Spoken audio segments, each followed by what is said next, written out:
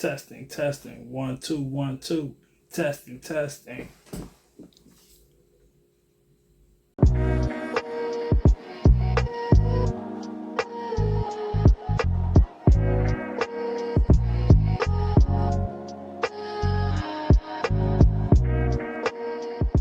Okay, now it's really time to get into the nitty gritty. I need to start figuring out these characters.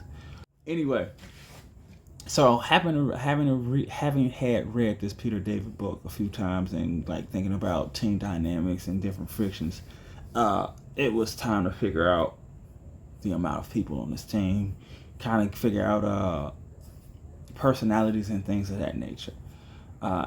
Initially, I didn't have a number in mind, or initially I didn't have a number in mind of how many team members. I just knew I wanted to have a variety of different characters to kind of play off of each other.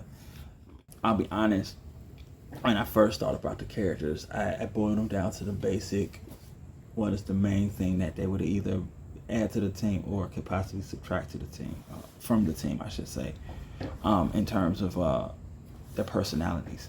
So I was really thinking about the different personalities. So Now, this is where some things I learned in grad school, plus some things I learned from the Peter Davis book come in handy, not to mention just me kind of taking my time to really think about the characters.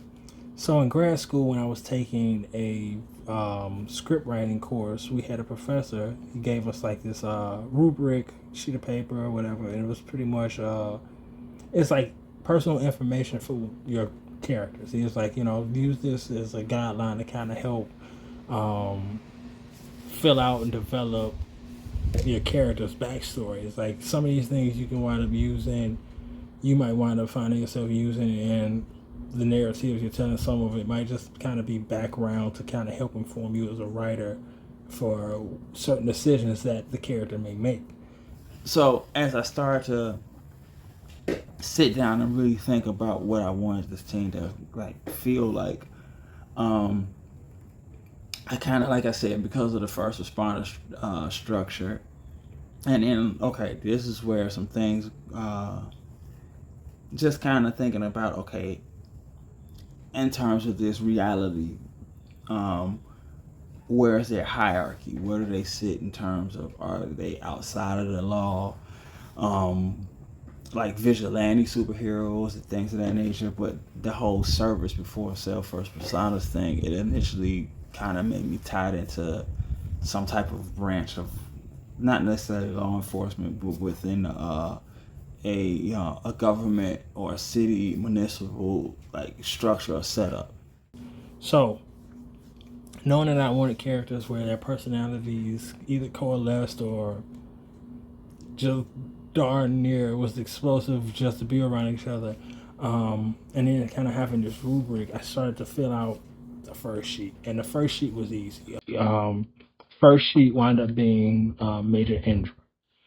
And the funny thing is, the more I think about it, and even when I start to really think about her character, like I said, I grew up reading a lot of comics and a lot of X-Men comics, and so in a lot of ways, she was kind of my Professor X character of the team. Writing up her character was really easy. At first glance, you would think, oh, okay, she's firm, stern, understanding, wise, those types of adjectives, if you want to get into it. By the books, like, not much cardboard personality. But the more I started to fill out this rubric, I'm starting to see things about her personal life, things she likes or dislikes, how she wound up with the 1st Brigade, like the reasonings behind that. And that, for me, was where her character took a turning point. But okay, so here's another funny one that I had to say that kind of influenced Major Indra's character. I was into the show White Collar. So there was a FBI agent on the show that I liked his character. He was the straight man to another character on the show who was literally the criminal.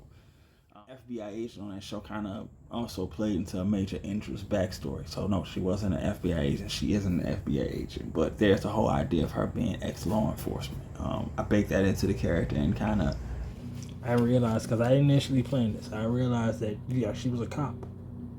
And then things didn't kind of shake out the way she wanted it, not because of anything she did wrong, just because it's just how the system is set up and how things aren't necessarily always set up for people that think they should succeed to succeed. Obviously, with a team setting, they need the head of the table, the leader, the one that's at the end of the day is going to lead by example, not just speak. That type of character. So somebody, the character that I'm talking about wound up being Major Indra, and she was the first character that I actually came up with for the team.